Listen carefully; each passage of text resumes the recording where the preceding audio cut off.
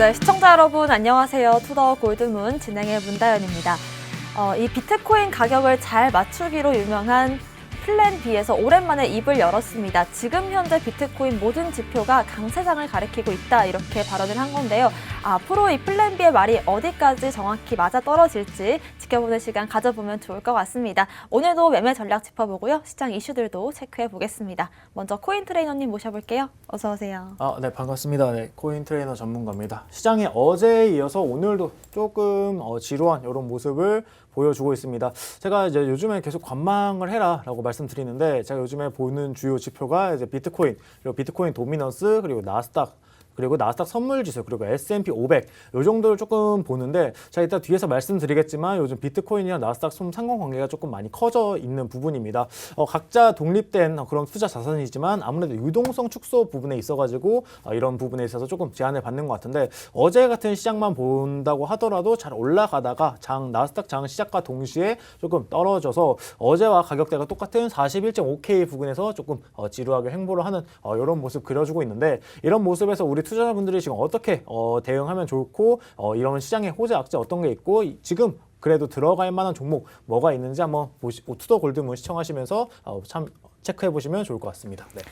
네, 지금 현재 암호화폐 시장 미국 증시와 어떻게 또 상관관계가 이어지고 있는지 체크해보면서요. 시장 이슈들도 잠시 뒤에 짚어보겠습니다. 비트필승님 모셔볼게요. 어서 오세요. 네. 제가 이번 주에는 처음 만나뵙게 됐는데 오랜만에 만나뵙게 된 것 같습니다. 일단 저번 주 같은 경우에는 호재보다는 악재성 이슈가 조금 더 짙다 보니까 그 호재성을 기다리시기보단 악재성 이슈가 얼만큼 반영되었는지 그리고 얼만큼 반영될지를 눈여겨보셔라 라고 말씀드렸습니다. 이번 주 같은 경우에도 아직도 횡보세가 조금 보일 것으로 전망되고 있지만 저번 주 선상과는 다르게 호재성 이슈들이 수면상에 드러나고 있습니다. 그 호재가 아무래도 이제 단기적으로 급진적으로 반영될 만한 호재는 아니지만 현재 같은 횡보장 속에서도 우상향하는 횡보장 속에서 좋은 종목들 많이 가지고 왔습니다. 그리고 악재 이슈를 말씀드려 보면서 우리 시청자분들 그리고 투자자들 분들께서 의심해 봐야 될 부분 그리고 우려되는 부분을 말씀드리도록 할 테니까 투자 심리 잘 잡아가시길 바라면서 영상 끝까지 시청해 주시면 감사하겠습니다. 네, 지금 현재 우상향하고 있는 흐름 속에서 또 어떤 코인들을 담으면 좋을지에 대한 멘트 주신다고 하니까요. 끝까지 함께 하시길 바라겠습니다. 시장 이슈들부터 체크해 보겠습니다. 악재부터 살펴볼게요. 코인 트레이너님. 네, 제가 준비해 오늘 악재는 앞서 말씀드린 비트코인과 나스닥 지수의 상관관계 관련한 이제 이슈입니다. 비트코인이랑 S&P 500이 이제 커플링이 이제 최고조가 되고 있습니다. 기존에는 정말 독립적인 별개의 자산으로 뭐 비트코인이 올라가든 나스닥이 올라가든 이런 게 신경이 안 써도 되는 그런 국면이었는데 요즘 조금 시장을 보면은 아무래도 유동성 축소 이런 부분에 있어가지고 기관의 자금들 조금 이탈이 나오고 또 우리 개미들도 투심이 조금 많이 죽고 있죠. 제가 어제 말씀드린 이런 금리 같은 게 굉장히 많이 올랐고 이제 어제 시카고 연은 총재가 이제 정말 조금 강한 발언을 했습니다. 우리가 기존에 0.5% 금리 인상은 조금 이슈에 있었는데 시카고 연은 총재가 0.75%까지 금리를 조금 인상할 수 있다라는 그런 가능성을 내비치는 그런 발언을 해주었고 또 어제 또 베이지북 미국 경제 이제 동향 보고서가 이제 발표가 되었습니다. 베이지북이 발표가 되었는데 베이지북 내용을 까보면은 썩 이렇게 정말 좋은 내용은 거의 없는 그런 이슈가 발생을 하면서 어제 나스닥이 약 마이너스 한 1.2% 정도 빠지고 아마 어제 저녁 시장 보신 분들 아시겠지만 뭐 넷플릭스 같은 경우는 뭐 마이너스 한 35% 주가가 빠지는 식으로 좀 많이 시장이 흔들렸습니다. 어제 비트코인 같은 경우도 어제 굉장히 장이 굉장히 좋았고 차트가 잘 올라가고 있는 그런 상황이었는데 그때 시점이 언제냐? 지금 서머타임으로 미장 열리기 10시 반 전에 미 선물지수 올라가면서 비트코인이 42.5K 부근까지 한번 테스트를 하는 이런 모습을 보여주면서 상승 다이버전스도 만들어 주었는데 상승 다이버전스고 상승 다이버전스 만들어 주었지만 그럼에도 불구하고 아무래도 이제 미장이 열리고 나서 이제 시카고 연은 총재 이런 0.75% 이상 인상할 수 있다는 이런 발언 그리고 이제 연준 베이지북 발표 그리고 또 오늘은 IMF에서 이제 우리 파월 연준 의장이 앞으로 경제 동향에 대해서 얘기를 하는 그런 토론회가 또 준비되어 있습니다. 이날 이후로 이제 파월 연준 의장은 약 2주 정도 이제 뭐 아무런 발언 없이 5월 3일, 4일 이때 이제 나오는 FOMC 회의에서 아마 추가적으로 경제에 대해서 이야기를 할 것으로 보이는데 아무래도 파월 연준 의장 입장에서도 지금 저성장, 고물가 이런 게 이제 발생을 하고 있고 또 인플레이션에 있어서 또 스태그플레이션으로 이게 올 수 있는 그런 부분이 아닌가라는 점에서 아마 많은 걱정을 하고 이 부분에 있어서 아마 5월달 같은 경우는 0.5% 우리가 예상한 차트에 다 반영되어 있는 이 정도 금리 인상이 있을 것으로 예상되지만 그 추후에는 시카고 연은 총재가 얘기를 한 것처럼 0.75% 금리 인상도 우리가 어느 정도는 조금 염두에 둬야 되는 그런 악재가 있다는 걸 참고해서 매매 진행하시면 좋을 것 같고요. 근데 너무 두려워할 필요 없이 좀 그리고 어제 시장에 충격이 가했던 이유는 어제 시카고 연은 총재 같은 경우는 기존에 아주 비둘기파적인 성향이 강한 그런 분이었는데 어제 처음으로 거의 0.75% 금리 인상 이슈를 내비치면서 시장이 조금 많이 흔들렸던 것 같습니다. 그러면서 이제 뭐 일단 거시적인 시장은 이렇지만 그래도 우리 비트코인 자체의 펀더멘탈적인 문제는 없으니까 너무 걱정하지 마시고 유동성 축소 이런 거 다 끝나면은 자금은 어쨌든 투자 시장으로 몰리게 되어 있습니다. 앞으로 이제 금리를 단계적으로는 올리지만 인플레이션 이슈가 끝나게 되면은 기존처럼 다시 낮출 수밖에 없는 이런 상황. 지금 보시면 회사채 같은 경우는 이제 조달 금리가 거의 뭐 2배가 됐다라고 하면은 당연히 투자가 식을 수밖에 없는 이런 입장이기 때문에 이런 투심이 식으면 또 앞으로 우리 뭐 고용도 줄어들고 고용 줄어들면 앞으로 더 살기 힘들어지겠죠. 이런 걸 가만히 내비두진 않을 겁니다. 그렇기 때문에 단기적으로는 금리를 많이 올리고 물가를 잡고 그다음에 러시아 뭐 원유 이런 이슈도 있기 때문에 이런 이슈에 있어서 반응을 해주지만 장기적으로 봤을 땐 괜찮다. 우리 너무 걱정하지 말자라고 말씀드리겠습니다. 그러면서 이제 제가 어제 이제 웹 3.0 관련해가지고 앞으로 음악 NFT랑 음악 섹터가 같이 뜰 거다라면서 이제 뮤직카우랑 비슷한 형태의 이제 그런 플랫폼을 국제적인 플랫폼을 몇 개 소개해 드렸는데 우리나라에서 이미 웹 3.0 NFT까지는 아니지만 지금 이런 저작권료 참여 청구권을 쪼개가지고 나눠서 분산 투자를 가지고 있는 그런 플랫폼이 있죠. 여러분들도 많이 아시는 이제 뮤직카우입니다. 이 뮤직카우를 이제 금융당국이 이제 증권으로 좀 분류를 했고, 증권 같은 경우에는 투자 계약 증권으로 이제 뮤직카우를 이제 판단을 했기 때문에 투자적인 성격을 가지고 이 투자금에 있어서 투자금을 회수하는 이런 부분에 있어서 너네 증권으로 봐야 된다라는 식의 이제 판례가 나왔습니다. 그러면서 지금 뮤직카우는 거의 13년 만에 처음으로 이 투자 계약 증권으로 이제 판명이 됐고요. 그러면은 증권 계약서를 이제 뮤직카우 같은 경우는 금감원에 제출하지 않았기 때문에 이런 부분에서 이제 좀 벌금을 받을 수 있는 부분이 있지만 또 다르게 생각해 보면은 이런 플랫폼에 있어서 우리나라에서 규제한 어떤 법령에 있어서 정해진 틀을 만들어 주는 거기 때문에 이런 규제안 안에서 또 이제 긍정적으로 발전해 나가면은 뮤직카우 입장은 단기적으로는 조금 손해고 벌금도 낼 수 있지만 장기적으로 이제 정상적인 절차를 잘 밟아 나간다면은 앞으로 이런 쪼개기 저작권으로 쪼개가지고 투자하는 이런 섹터도 앞으로 계속 핫해질 섹터인 것 같고, 제가 어제 말씀드린 것처럼 음악 산업은 죽지 않는 그런 산업이기 때문에 앞으로도 쭉 미래가 창창한 그런 산업으로 봐도 좋을 것 같습니다. 그러면서 또 한 가지는 또 스테이블 코인 관련 이제 이슈인데 이제 스테이블 코인의 이제 혁신을 조금 예고했던 이제 빈이라는 이제 스테이블 코인이 있습니다. 근데 이게 이제 플래시론에 무너졌는데 기존의 금융권에서는 조금 상상도 할 수 없는 그런 방식으로 이 해킹까지는 아니고 정말 이게 교묘하게 이 빈 스테이블 코인의 가격을 낮췄는데, 일단 빈 스톡이라는 게 등장했습니다. 기존에 이제 내가 예치한 금액만큼만 스테이블 코인을 발행해주는 이런 규모가 아니라 신용 기반 크레딧 베이스 이제 스테이블 코인인데 여기 패깅을 유지하기 위한 이제 담보 자산이 필요 없다는 게 이 이제 빈 스톡의 특징인데, 이런 걸 좀 악용을 해가지고 최근에 이 피해를 입힌 그런 사례가 있었는데 정말 과정은 정말 복잡합니다. 예를 일단 설명을 해드리면 아베에서 약 10억 달러에 달하는 규모를 이제 대출을 받아요. 대출을 받고 쉽게 설명하면은 이 빈 스톡에 이제 거버넌스가 있을 거 아닙니까? 이 거버넌스의 대지분을 이제 획득을 한 겁니다. 이제 정말 금액을 잘게 쪼개가지고 이 토큰을 다른 토큰으로 바꾸고 다른 토큰을 또 다른 토큰으로 바꿔가지고 여기 경영권 거의 이제 노드라고 하죠. 이 노드를 취득을 한 겁니다. 노드를 취득하고 이틀 전에 내 지갑으로 지갑으로 전송하기 이틀 전에 우크라이나를 돕는다. 그리고 한 개는 내 지갑으로 전송을 한다라는 두 가지의 이제 의결안을 이제 올려놨습니다. 의결안을 올려놓고 이틀 뒤에 내가 이제 대주주로서 이제 투표권을 획득하고 나서 우크라이나를 돕는다라는 명목하에 내 지갑으로 전송, 그리고 실제로 우크라이나에도 25만 달러가 전송되게끔 이렇게 했습니다. 네, 이런 걸 봤을 때 이렇게 쉽게 얘기하면 은행에 가서 내가 대출을 받은 돈으로 다른 은행의 대주주 지분권을 사서 그 은행을 매각시켜버리는 이런 행태가 이제 발생을 한 건데, 이게 정말 기존 금융권이라면 상상도 할 수 없는 그런 형태인데, 지금 스테이블 코인이 신용 기반 신용담보 대출이라는 이제 새로운 상품 구조를 만들어냈는데, 이런 이제 조금 이런 조금 구조적인 문제의 이제 단점을 악용한 그런 해킹 사례가 아닌가 싶고요. 이래서 지금 피해 규모가 1억 8,200만 달러로 약 한 2천억 정도 피해가 발생을 했다고 합니다. 그렇기 때문에 앞으로도 스테이블 코인이 기존에 계속 예치된 담보 자산을 토대로 발행하는 스테이블 코인뿐만 아니라 앞으로 새로운 알고리즘 구조를 가진 스테이블 코인이 계속해서 나올 건데, 이런 부분을 잘 보완을 하고 투표권 문제에 있어서 거버넌스가 70% 이상을 획득하더라도 중간에 어떤 관리자가 좀 이런 부분에 있어서 제재를 하고 우리 또 투표하는 부분에 있어서 이런 부분의 제재를 잘 하는 식으로 보완을 잘 해 나갔으면 좋겠습니다. 네.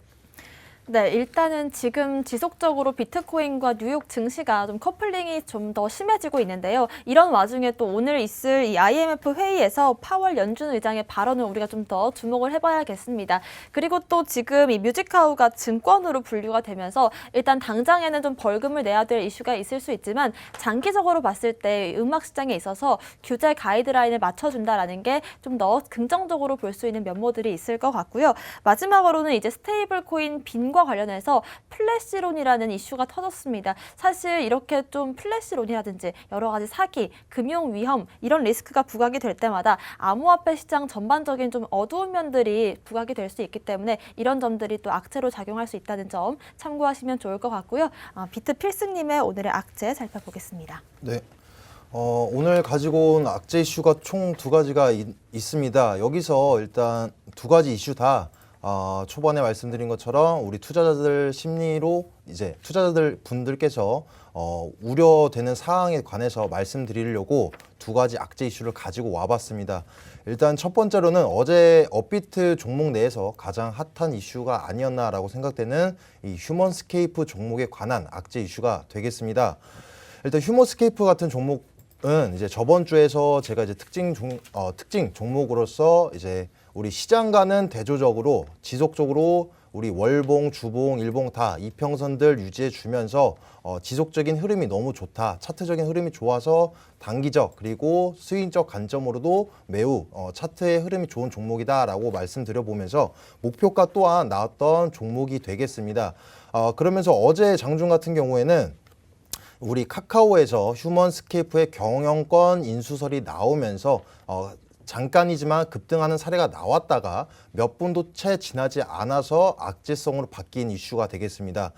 카카오 내용을 말씀드려보면 카카오가 지난해 기준으로 휴먼스케이프의 26.2%에 해당되는 지분을 보유하면서 최대 주주로 지금 등극해 있는 상황인데, 어제 발표된 내용은 이르면 올해 상반기 중으로 휴먼스케이프가 추가적으로 발행되는 이제 신주 600억 원을 인수를 하면서 경영권을 인수하겠다라고 보도가 되어서 급진적인 상승을 일으켰었습니다. 하지만 몇 분 지나지 않아서 인수 계획에 대한 결정된 바는 없다라고 입장을 분명히 밝히면서 바로 몇 분도 되지 않아서 급진적인 하락이 나왔었는데, 이 하락폭이 어느 정도 되냐, 이제 1시간 선상으로는 9%가 넘는 상승세를 보여주다가 6%에 가까운 하락세를 보여줬고, 어제 하루 동안의 장중에서는 7%가 넘는 상승을 보여주다가 6%가 넘는 응봉 전환이 되는 모습을 우리는 확인할 수 있었습니다.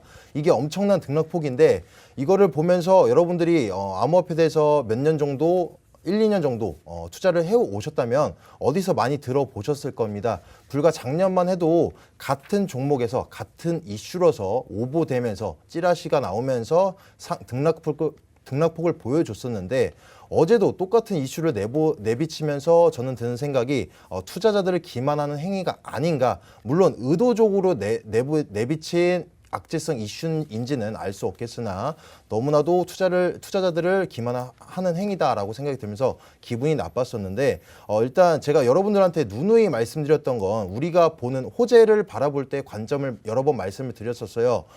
호재는 나만이 보는 호재가 아닙니다. 우리가 내부자로서 우리들만이 알고 있는 호재가 아니라 너도 나도 모든 사람들이 알고 있는 호재이기 때문에 그 호재로 인해서 매수를 진행할 때는 어때야 된다라고 말씀드렸냐면 그 호재 이후에도 나올 만한 호재가 있는지 생각해 보면서 시나리오를 적용을 해 보면서 현재 시가총액이 이 호재로 인한 그 뒤에 나올 만한 호재를 입혔을 때도 시가총액이 고평가되어 있지 않은지 생각해 보시면서 매수를 하라라고 이렇게 말씀을 드렸었는데 물론 애초에 어제와 같이 이렇게 의도적으로 찌라시성 오버 이슈가 나온다라 한다면 그 이후에 생각해 볼 만한 시나리오는 적용이 당연히 안 되겠죠. 왜냐하면 첫 번째로 적용되는 이 지표 자체가 거짓말, 가짜이기 때문에 당연히 우리가 악재성으로서 입힐 수밖에 없는 상황이 되겠습니다. 그래서 앞으로 여러분들이 호재만 보고 그러니까 매매를 진행하시지 마시고 꼭 항상 본인 자체도 매수하는 나 자신 자체도 의심을 진행하듯이 이 호재도 찌라시가 아닌가 의심해보고 그 뒤에 시나리오도 꼭 생각해 보시길 바라겠습니다. 그리고 두 번째로 말씀드려볼 악재 이슈는 암호화폐 해킹 이슈가 되겠습니다. 지금 요새 계속적으로 기업에 관해서 암호화폐 해킹 시도가 일어나고 있고 국가적 자체로도 진행되고 있는 상황인데 물론 이제 암호화폐뿐만이 아니라 제가 말씀드리고자 하는 이 우려성 해킹 이슈는 바로 이제 보이스피싱이나 보이스피싱 문자에 관한 내용이 되겠습니다. 요새 문자들을 보시면 이제 급등 종목이다라고 하면서 알려주는 만한 링크를 같이 보내고 있는데 호기심에 호기심에 의해서 클릭을 하시면 핸드폰이 해킹이 진행이 되면서 우리가 가지고 있는 암호화폐가 이제 자금이 털릴 수 있는 보이스 문자가 되겠습니다. 물론 이러한 것 같은 경우에는 기업을 대상으로 하는 해킹 이슈보다 고기술력을 요하는 행위는 아닙니다. 그리고 암호화폐에 관해서만 악재성 이슈는 아닙니다. 하지만 어떤 부분이 다르냐? 비슷한 주식을 생각해 봤을 때 우리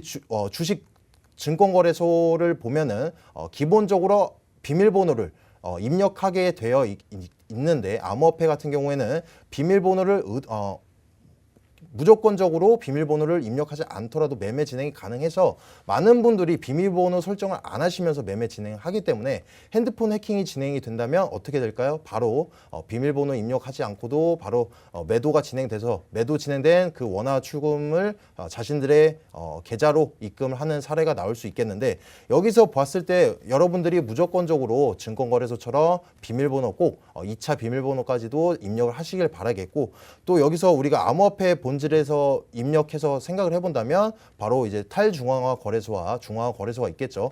만약에 실수로라도 링크를 눌러서 해킹을 당했다라고 하더라도 우리가 거래소를 통한 매매가 아니라 여러분들이 디지털 지갑을 갖고 계신다라고 한다면 비밀번호가 워낙 어렵기 때문에 해킹을 안 당할 수도 있습니다. 근데 또 여기서 우려되는 부분이 제 말을 듣고 이 영상을 보시고 지금 당장에 저의 언변을 통해서 디지털 지갑을 만든다라고 하시더라도 그 비밀번호가 너무 복잡하다 보니까 핸드폰에 저장하시는 분들이 있으십니다. 꼭 그렇게 하지 마시고 수기로 종이와 펜을 인용해서 적으신 다음에 따로 비밀번호를 가지고 계셔야지 핸드폰에 저장해 놓으시면 그거는 무용지물이다라고 말씀드릴 수 있으면서 앞으로 호재를 바라보는 관점 그리고 보안에서도 꼭 신경 쓰시면서 투자를 진입하시길 바라겠습니다.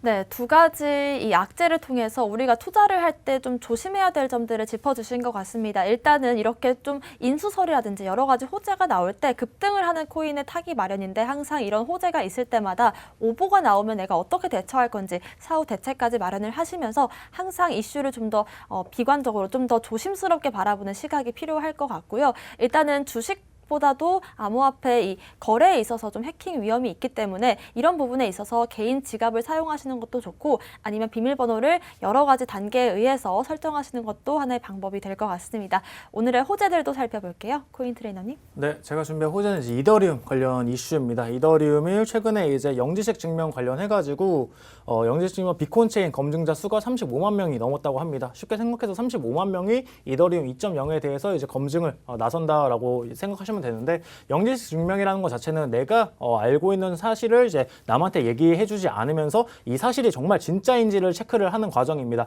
예를 들어서 제가 뭐 아나운서님한테 매운 음식을 드셨나요?라고 질문했을 때 아나운서님은 이 음식이 뭔지는 나한테 설명해주지 않지만 제가 이제 아나운서님의 질문 그리고 아나운서님의 대답 요거를 보고 이제 검증자가 뭐 아나운서님이 정말 조금 얼굴이 빨개지셨다 이러면 매운 음식을 드셨구나 이런 식으로 조금 체크를 해 나가는 건데 이런 질문은 굉장히 많은 굉장히 디테일한 질문을 통해서 증명을 해 나가는 방식이 영지식 증명입니다. 제가 정말 조금 쉽게 풀어서 설명을 해드렸지만 이런 영지식 증명을 통해서 2.0을 테스트하는 인원이 약 35만 명 정도 된다고 하고 또 추가적으로 지금 이더리움 재단에서 영지식 확장을 위해서 700만 달러 대회를 연다고 합니다. 이 대회에도 또 참가해가지고 이더리움 2.0이 정말 보안 그리고 확장성 이런 부분에 있어서 정말 튼튼한 거 하고 안전한가 이런 걸 체크를 한다고 하니까 정말 이런 부분에서 조금 하반기로 9월 달로 밀린 부분 좀 아쉽긴 하지만 이렇게 꼼꼼하게 보완을 해서 한다면은 기존의 다른 블록체인과 달리 정말 보안성과 확장성 이런 걸 뛰어난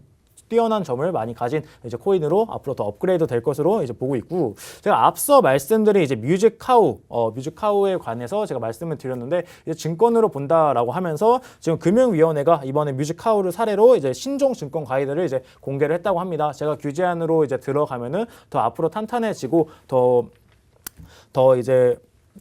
발전해 나갈 수 있다라고 말씀을 드렸는데 이제 주식, 채권, 수익 증권형, 기본형 증권이 아니라 이번에 새로 나온 거는 새로운 형태의 증권이 무엇인지를 조금 설명하겠다는 건데 거의 이제 한국판 이제 하위 테스트라고 보셔도 좋을 것 같습니다. 기존에 이제 리플과 SEC가 계속 싸우고 있는 이유가 리플이 증권이 아니냐 이런 이슈로 계속 다투고 있는데 일단 뮤직카우는 이제 우리나라 금융위원회에서 이제 증권으로 이제 딱 보고 너네 이제 벌금도 때리고 앞으로 요 규제안 맞춰서 증권 신고서도 제출을 하고 이런 식으로 조금 진행을 할 것 같은데 리플과 SEC가 계속 싸우고 있죠. 근데 SEC가 조금 이길 것 같은 이유는 SEC에서 모든 코인 자체를 다 증권으로 보겠다라고 이제 정의를 하고 지금 규제안을 만들어 나가고 있는데 이 와중에 지금 소송이 걸려 있기 때문에 굉장히 엄청 이 암호화폐 업계의 중요한 소송이라고 보셔도 좋을 것 같아요. 근데 우선적으로 제가 개인적인 견해로서는 SEC에서 모든 가상화폐를 증권으로 이제 분류를 해서 판단하는데 리플이 여기서 만약에 승소를 하게 된다. 그리고 SEC 입장에서는 굉장히 난해하게 되는 거거든요. 리플은 그럼 암호화폐인데 증권도 아니고 대체 뭔가라고 이제 좀 반문할 수 있는 이런 부분이 생기기 때문에 이 소송 결과가 나와 봐야지 알겠지만 개인적으로는 조금 리플이 이 소송에 있어서 조금 불리한 그런 성격을 가지지 않을까라고 보고 있고 우리나라 같은 경우는 지금 리플과 우리나라가 걸려 있는 소송은 없고 따로 암호화폐와 우리나라 금융이나 금감원이랑 걸려 있는 소송은 없지만 지금 일단 우선적으로 뮤직카우를 신종증권 형태로 이제 보겠다라고 하고 있고 수익이 발생할 것으로 기대를 만드는 코인은 앞으로 다 거의 증권형 코인으로 보겠다라고 하니까 앞으로 우리나라에서도 계속해서 지금 코인이 나오고 있고 넷마블에서도 지금 또 생태계를 구축하고 있고 이렇게 진행을 잘 하고 있는데 이런 부분에 있어서 앞으로도 증권형 코인으로 많이 분류를 해서 진행을 할 것 같습니다. 그러면서 지금 우리나라에서도 이 증권업계 우리 증권사죠 대신증권 같은 데서도 이제 암호화폐 이 가상자산 시장에 조금 진입하기 위해서 내부 검토를 이제 하고 있다고 합니다. 내부 검토하고 있고 대신증권이 또 부동산 금융에 되게 특화되어 있고 간접 투자랑 이제 배당 방식 이런 거에 있어서 굉장히 장점을 가지고 있는데 아무래도 이 시장에 진출해서 스테이킹이라든지 정말 이제 디파이 섹터라든지 이런 예치하는 이런 부분에 또 자금이 흘러 들어오게 된다면 이 코인 시장 스테이블 코인 가격도 스테이블 코인 시장도 굉장히 커지고 이 스테이블 코인 시장이 커진다는 것 자체는 매수할 수 있는 예수치금이 많아진다는 겁니다. 예수치금이 많아지기 때문에 앞으로도 계속 자금 들어올 것으로 지금 예상을 하고 있고 단기적으로는 우리 비트코인이 조금 눌려가지고 지금 속상한 모습을 많이 보여주고 있지만 이렇게 계속해서 우리나라뿐만 아니라 미국도 계속해서 규제안 안으로 들어가고 안정적으로 투자자를 보호할 수 있는 이런 방안들이 많이 생겨나고 있다는 점은 되게 아주 긍정적인 요소라고 생각이 됩니다. 네, 일단은 이더리움 2.0의 비콘 체인 검증자가 점점 늘고 있다는 점 체크해 보시면 좋을 것 같고요. 그리고 또 국내외 규제 이슈들이 점점 갖춰지면서 어쨌든 제도권 안으로 암호화폐 시장에 들어오려는 그런 움직임들이 나오고 있습니다. 비트필승님의 오늘의 호재도 살펴볼게요. 네. 오늘 가지고 온 호재 이슈도 총 두 가지가 되겠는데 일단 첫 번째로 말씀드릴 호재 이슈는 원천적인 악재 이슈 중에 하나죠. 러시아 이 전쟁 사태에 관해서 좀 해소될 만한 기대성 있는 호재 이슈가 되겠습니다. 일단 러시아가 우크라이나를 이제 우크라이나 측에 자국의 요구를 담은 협상안을 전달했다라는 언론을 통해서 저희는 보도를 접할 수 있었는데 이는 지난달 지난 29일 날 열렸던 이스탄불에서 열린 이제 5차 평화 협상에서 우크라이나 측에서 이제 러시아 측에 제시한 협상안에 약 3주 만에 3주 만에 답변을 받는 선면을 답한 것이다라고 입장까지 밝힌 내용이 되겠습니다. 아직 구체적으로 협상안의 내용은 공개되지 않은 상황이라서 우크라이나에서 어떠한 답변을 보낼지 그리고 러시아는 어떠한 걸 요구사항으로 내비쳤는지는 저희는 지켜봐야 되겠지만 원천적인 악재소가 될 만한 하나의 신호탄으로 작용할 것이다라고 저는 지켜보려고 하고 있습니다. 일단 조금 우려되는 상황은 러시아 측에서 지금 현재 많은 제재를 가하고 있는 입장입니다. 워낙 지금 이러한 사태를 벌인 것만으로도 엄청난 악재성이지만 거기 지금 최근에는 이제 우크라이나의 자국민들을 이제 피해를 끼치는 전쟁이라면 이제 군인과 군인 간의 싸움을 전쟁이라고 하는데 일반적인 시민들한테도 살해를 입히는 이제 안 좋은 악재성 이슈가 나오다 보니까 특히 대표적으로 일본과 미국에서 더욱더 강력한 제재를 입장을 내비치다 보니까 러시아 측에서 지금 불리한 입장이라서 완화적으로 보이기 위해서 찌라시성으로 보여주기식 제스처를 취한 건 아닌지 약간의 합리적인 의심을 해볼 수 있겠습니다. 일단 원천적인 악재가 두 가지, 금리 인상과 비교를 해본다라고 한다면 금리 인상은 어느 기간 동안 몇 프로 정도의 인상이 될지 우리는 어느 정도 폭 안에서 예측을 해볼 수 있고 또 선반영이 되는 걸 진행할 수 있겠지만 전쟁 같은 경우에는 폭이 존재하지 않습니다. 애초에 전쟁이 가시화될 때도 일어나지 않겠다라고 우리들은 생각했지만 실로 일어났고 그것 또한 얼마 지나지 않아서 꺼질 거라고 생각했지만 결과적으로 지금 장기전까지 우려되면서 지속적으로 상황은 악화되고 있었습니다. 그러면서 전쟁은 러시아 입장에서는 지금 현재 극단적인 선택을 가할 수도 있기 때문에 우리는 언제까지나 긴장감을 늦추면 안 된다라고 말씀드릴 수 있겠습니다. 일단 이번 사태, 이 전쟁의 사태로 인해서 우리들이 꼭 악재성 이슈만 있지는 않았습니다. 기존의 말뿐이었던 해치수단의 역할, 우리 암호화폐가 해치수단 역할을 실사례들을 보여주었었습니다. 지금 모든 나라들이 인플레이션의 국면에 있는데 그 중에서도 전쟁이 일으켜지고 있는 우크라이나나 러시아 입장에서는 초인플레이션이 발생이 됐죠. 인플레이션이라면 아무래도 화폐 가치 하락으로 인해서 물가 상승이 동반되는 것인데 실질적으로 다른 나라들에 비해 현저히 너무나도 극심하게 화폐 가치 하락이 오다 보니까 우리 러시아의 자국민들 입장에서는 자신들의 자산을 지키기 위해서 암호화폐에 대한 수요도가 증가했다라는 실질적인 사례, 이 해지 수단을 우리가 보면서 암호화폐에 대한 신뢰도가 증가하면서 세계 각국에서 집중을 해볼 수 있는 호재성으로도 어느 정도 입혔다라는 걸 알 수 있겠습니다. 물론 이제 하루빨리 이 전쟁은 우리 경제적으로도 혹은 인도주의적인 차원으로도 빨리 종결돼야 되는 것이 맞고 또 결과적으로 러시아, 지금 일으킨 주체자가 러시아인데 러시아 입장에서도 이 기간이 길어지면 길어질수록 조울리 만무하겠습니다.